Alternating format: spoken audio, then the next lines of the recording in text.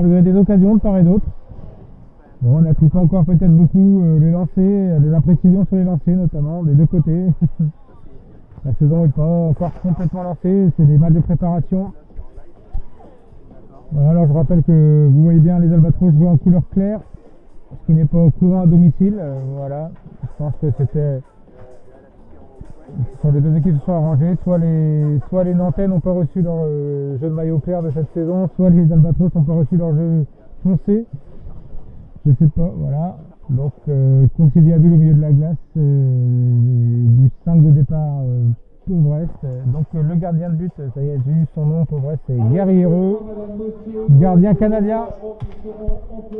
Et alors que pour les Nantais, bah, c'est le gardien Nantais qui a apparemment une équipe assez semblable l'année dernière, hein, peu de changements. Donc une équipe qui avait fait une demi-finale quand même. C'était pas si évident que ça au début de la saison, que Nantes aille en demi-finale, donc ça avait été une très bonne saison pour ces Corsaires de Nantes. Ils s'étaient inclinés je crois qu'ils avaient éliminé peut-être Tours en quart de finale avant de s'incliner en demi-finale face à Anglette, le grandissime favori et qui a d'ailleurs remporté le championnat de D1. Et alors que maintenant vous voyez la mise au jeu dans la zone défensive des Corsaires. On revient au jeu. Donc voilà, les coachs Sylvain Coder pour Brest, hein, on ne les a pas présentés. Et Babka pour Nantes, donc coach qui officiait dans ces mêmes équipes la saison dernière.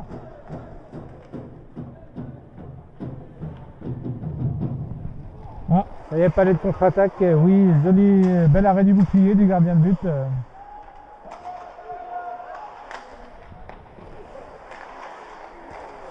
Et ça ressort pour les Albatros. À lancer, mais sans trop de danger. On est dans des angles un peu fermés. Je pense que Brest aura à cœur de gagner son premier match à domicile de la saison, même si c'est un match de préparation. Encore une fois, pas d'enjeu autre que de bien jouer. C'est important quand même.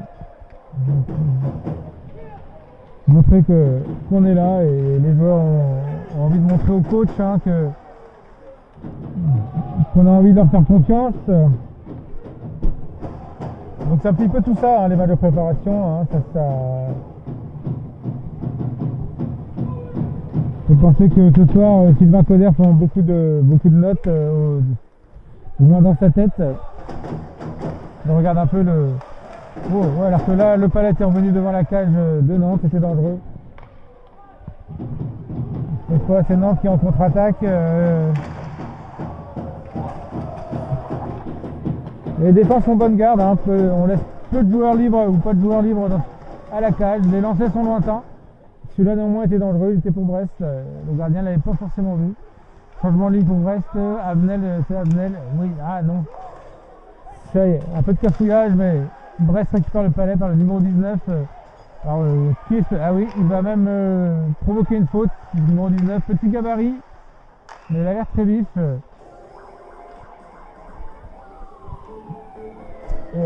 Il provoque une faute nantaise. Il y aura 2 minutes pour accrocher ou retenir.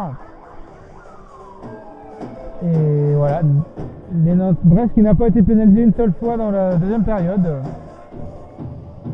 Nantes avait concédé 2 pénalités, sans prendre de but néanmoins. Donc c'est voilà, encore une nouvelle supériorité numérique pour les Albatros.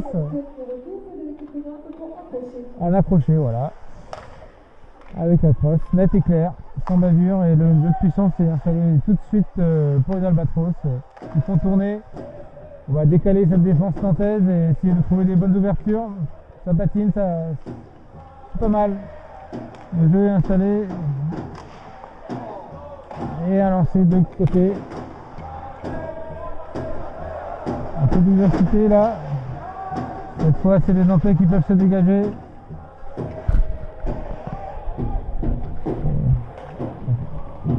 Alors, Ça va, on se relance, ça y est. Un lancer non cadré. Attaque directe. Néanmoins, le palais est toujours brestois. Avec ce petit joueur numéro 19, décidément très présent, très vif. Qui joue à la bleue sur le... Ah, il casse sa crosse malheureusement. Le défenseur des Albatros, on lui en donne une autre. Sur le lancer. Mais le jeu est toujours, le palais est toujours conservé dans la zone offensive.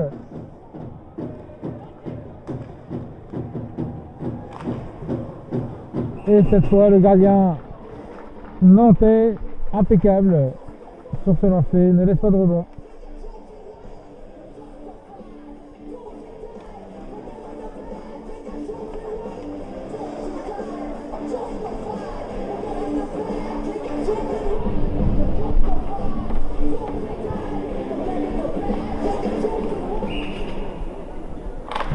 La ligne de jeu gagnée directement par les Albatros, donc le jeu de puissance sera installé tout de suite. Autant de temps de gagner, la supériorité, enfin pour les Albatros. Aïe aïe aïe, petite erreur technique, le palais ressort, tout est à reconstruire, juste quand je disais qu'ils avaient gagné la mise au jeu, mais néanmoins ils ont, wow, poteau, c'est surlancé, le gardien a été battu, on n'est pas passé loin du 2-0 là pour Brest. 10 secondes à faire à la pénalité, et grosse occasion brestoise, poteau. Il était dedans, c'était pareil, le gardien a été battu. Très beau lancer. Voilà, Nantes récupère son 5e joueur. Voilà. Alors, troisième pénalité passée de suite sans encombre pour Nantes, même si là ça a été chaud sur ce lancer. Et là encore en attaque directe, on lance, on essaie de noyer son tir. Attention, ça y est, cette fois, non, Brest arrive à bien conserver le palais dans la zone et à trouver le défenseur à la bleue. On contrôle, et non, le palais ressort. Il y aura un changement de ligne, je pense, au moins pour les Nantais. Attention à ne pas perdre, à ne pas être trop gourmand. Non, il n'a pas perdu son duel, le défenseur brestois. Et cette fois c'est un bon palais pour Nantes, sans problème, pas cadré, donc sans problème pour les Brestois. Et cette fois c'est Nantes, c'est un Nantes peut-être un petit peu offensif, hein, c'est un petit peu incisif. Et un bon lancer, mais Guerriero stop ce palais. Il avait bien fermé son angle, le portier brestois, qui pour l'instant fait bonne impression dans ce match.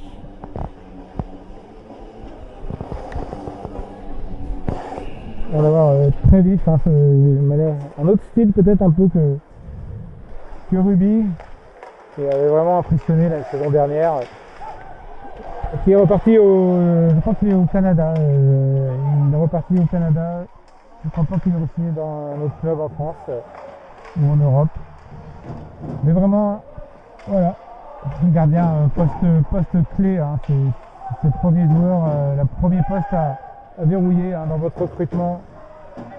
C'est la base, c'est la base de votre équipe.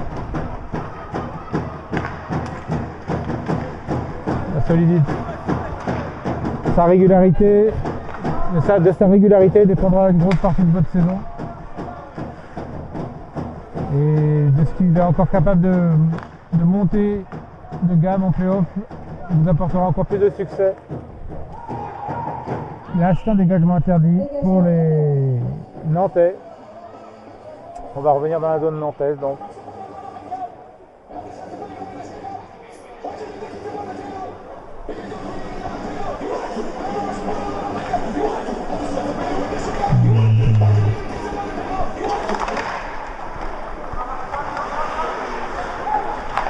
Alors, les équipes qui... Même si Brest, dégagement interdit non, l'arbitre laisse jouer, c'est récupéré par Brest. Alors que là, une mise en échec. Le joueur brestois va sortir, mais elle était légale apparemment. Le joueur a juste fini un peu son jeu. Et là, cherche peut-être un peu le jeu parfait pour Nantes. Il aurait pu lancer peut-être. Oh non, c'est bien construit à chaque fois par les Brestois.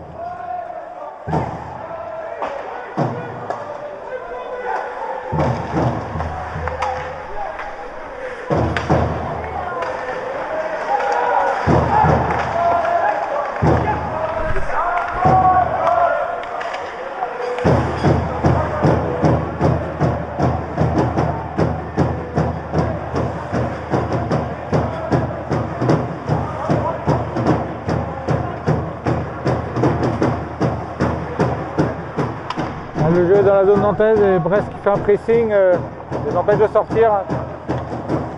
Vous voyez, pressing qui fonctionne très bien parce que Brest récupère un palais et c'est même une occasion à 3 contre 3. Lancer d'angle, bien contré. Attention, même si c'est un match amical, la tension va un petit peu monter. Là, il reste bientôt 10 minutes à jouer.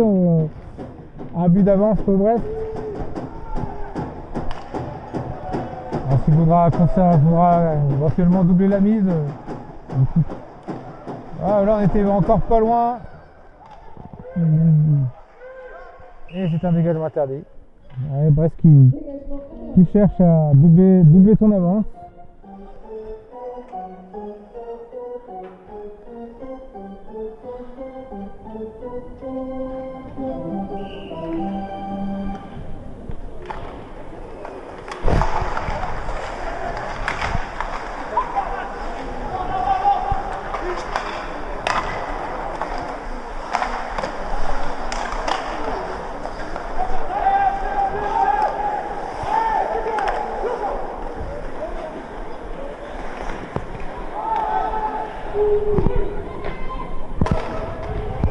Attention.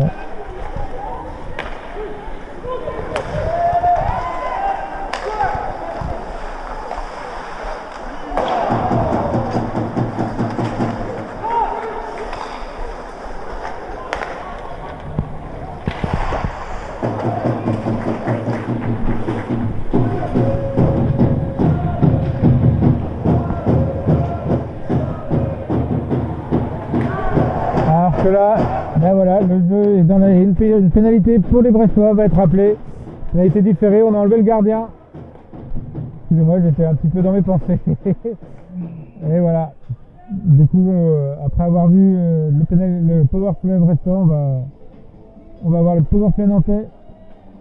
Alors l'occasion pour Nantes d'égaliser à 10 minutes de la fin. Brest ne va pas donner beaucoup de pénalités maintenant, on peut penser.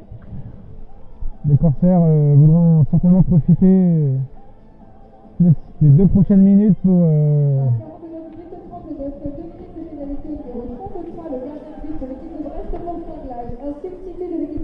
Et ouais, donc c'est Gaillero qui prend les 2 minutes pour un cinglage. Alors au hockey sur glace, le gardien n'effectue pas la pénalité parce que ce serait assez compliqué. C'est un joueur qui était présent sur la glace qui doit prendre les 2 minutes. Effectuer les 2 minutes sur le banc des pénalités. Même si sur la feuille de match, ce sera bien le numéro 33 qui sera crédité de ces minutes. C'est pas le numéro 10, en l'occurrence là. Voilà, petit point de règlement. En tout cas, Nantes est installé en supériorité dans la zone. Et premier lancer de la bleue dangereux, mais repris par la défensive brestoise. Et on se relance pour les Nantais. Ils vont réinstaller leur jeu de puissance.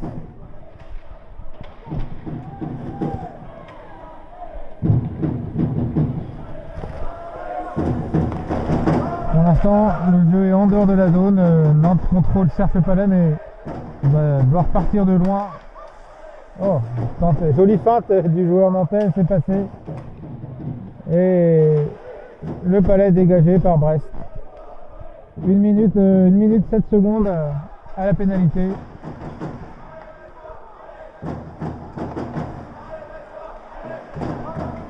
Voilà, ça y est, les Nantais vont se relancer. Mais pour l'instant, hormis leur premier lancer qui était... Ça y est, le jeu va être installé. Ça y est.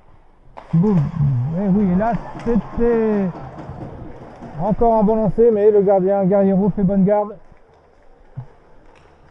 Et le rebond n'a pu être exploité. Néanmoins, le jeu est toujours dans la zone, toujours installé. Arrêt de la mitaine. Sans problème pour Guerriero.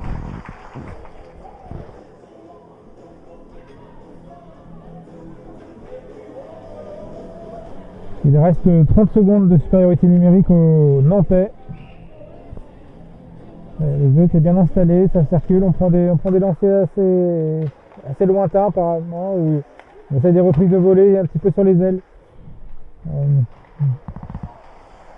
Peut-être aussi que Brest ne laisse pas grand chose dans le slot, ne le décale pas. Bon, ça peut toujours être masqué. Et oui, beau jeu des Brestois, beau dégagement. Beau plongeon, pardon, qui permet de dégager, mais le jeu revient très vite sur la cage brestoise. Voilà. Et voilà, pénalité passée sans encombre pour les Albatros qui peuvent se dégager. Et cette fois, ce sera un dégagement interdit car le joueur est revenu. Donc Brest évolue à 5 contre 5 au moment où le palais a été dégagé. Donc cette fois, monsieur l'arbitre appelle un dégagement interdit. On rappelle aux équipes au public qu'il est interdit de siffler pendant le jeu. Merci beaucoup. Cette fois.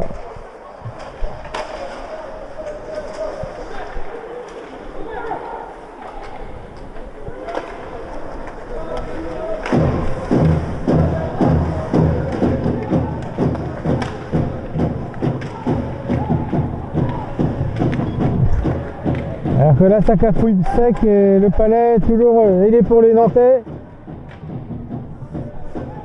C'était dans les balustrades, ça y est, ça ressort pour Brest. Attention, attention. Oh, bien se relancer proprement. Et 7 minutes 30 à jouer, toujours un but à 0 dans ce match.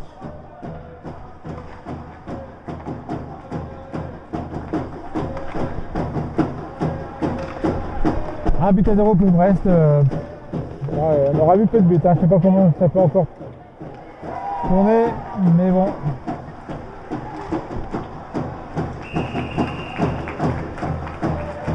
Et encore c'est un lancé pour les Brestois en contre-attaque, mais sans problème pour le gardien nantais.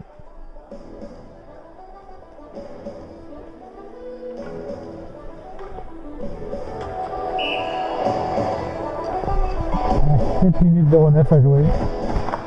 Une mise au jeu dans la zone nantaise, ça y est. Oh, le palais qui traînait devant le but aurait pu être dangereux s'il avait été repris. Toujours Brest en possession du palais.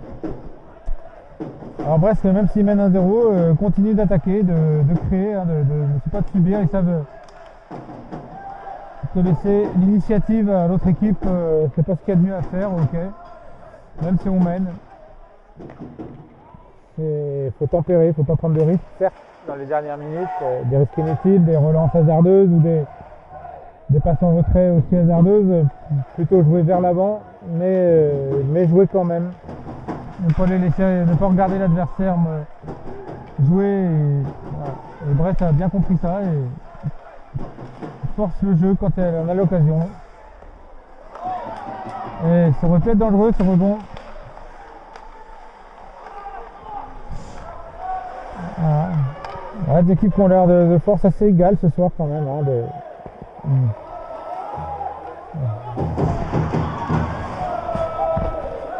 Au niveau des occasions, je dirais peut-être un peu plus d'envie côté brestois. C'est ce qui ressort hein, pour l'instant. Même si c'est léger, hein.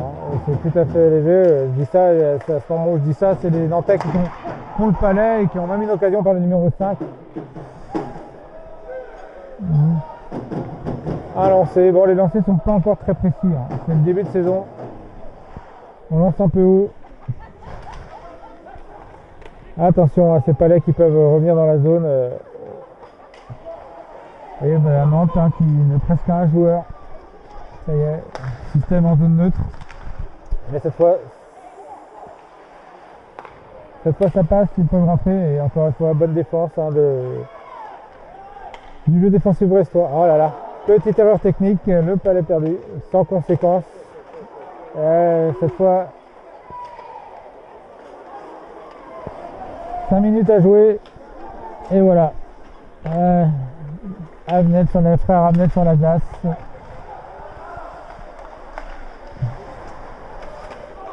Et cette fois encore, c'est où là? Attention au cinglage. Oh, joli plongeon. Joli plongeon du défenseur brestois sur ce tir.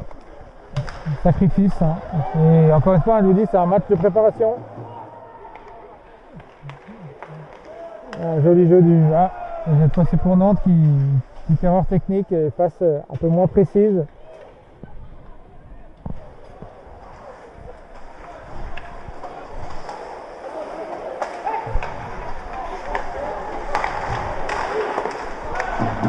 Et là, c'était un lancer de la bleue, bel arrêt de Guerriero qui ne peut.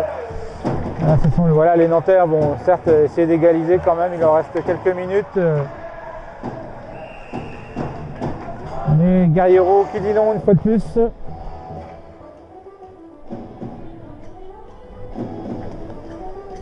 Voilà, Grébrand. Pareil aussi, hein, habitué de cette équipe hein, depuis plusieurs saisons. Hein. Les Grébrand, les Avenel. On passe Aurélien Grébrand, je veux dire Aurélien Grébrand, les frères Avenel composent un peu l'ossature hein, de cette équipe depuis plusieurs saisons. Donc c'est plus grand.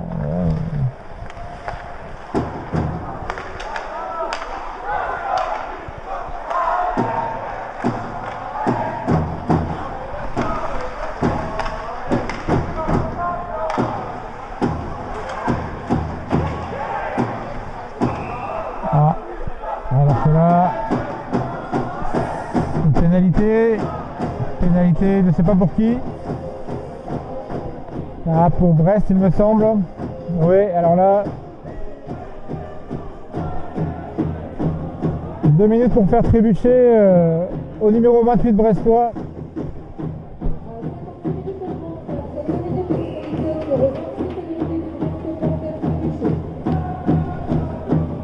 Alors que le club brestois encourage leur équipe. Alors là, c'est 2 minutes en supériorité pour Nantes. S'ils veulent égaliser, il faut qu'ils en profitent. Hein. Voilà, à ce moment-là du match. Oui, défense, jolie défense des Albatros qui pour l'instant font bonne garde. Voilà. Attention. Et encore une fois, non, le palais n'est pas sorti. Bien joué de la part du joueur nantais.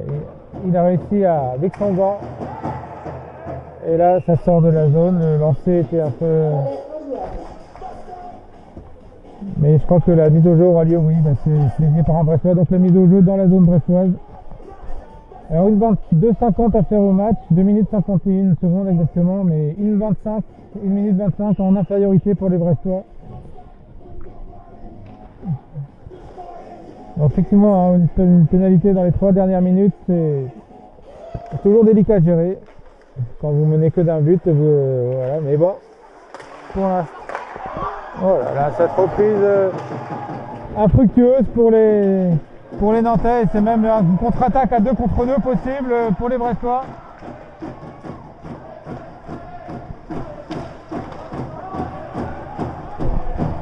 Une minute d'infériorité d'écoulée. Encore une minute, pendant une minute ça va être un petit peu chaud sur la cage brestoise, n'en doutons pas. Oui, joli jeu, joli passe levé. Jeu un peu compliqué là. Et le powerplay toujours installé pour les Nantais.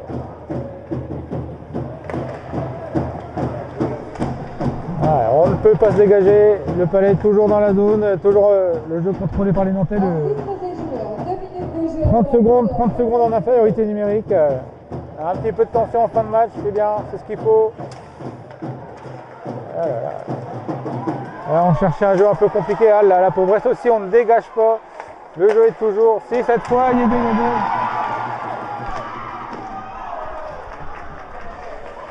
C'est une contre-attaque malheureusement un petit peu. Il n'y avait pas beaucoup de courses possibles. Le joueur des Albatros, il a dû tirer loin. Il demandait une faute parce qu'il y avait une petite crosse haute, c'est vrai. Ça y est, cette fois. Et voilà, le joueur récupère le palais en sortant de pénalité. Brest qui a passé sans trop d'encombre cette pénalité. Et il reste maintenant 1 minute 16. Alors est-ce que Nantes va sortir son gardien pour tenter de faire le surnombre? Mais pour l'instant c'est même Brest qui avait une occasion.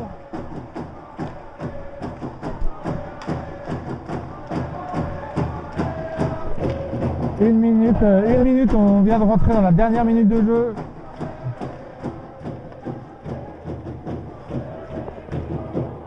Et pour l'instant, Nantes ne peut pas amener le danger sur la cage brestoise. C'est Brest qui monopolise le palais, gagne ainsi de précieuses secondes, mais n'ont pas vraiment besoin d'un but. Il y a toujours un joueur brestois pour faire le pressing. Alors, on va peut-être sortir pour les 30 dernières secondes le gardien de but, essayer de se relancer pour les Nantais. Ça y est. Le gardien est sorti, cage vide. À tout moment, Brest, si Brest cadre un tir, Brest peut marquer, oui, pour l'instant. Ah là, le palais ne sort pas.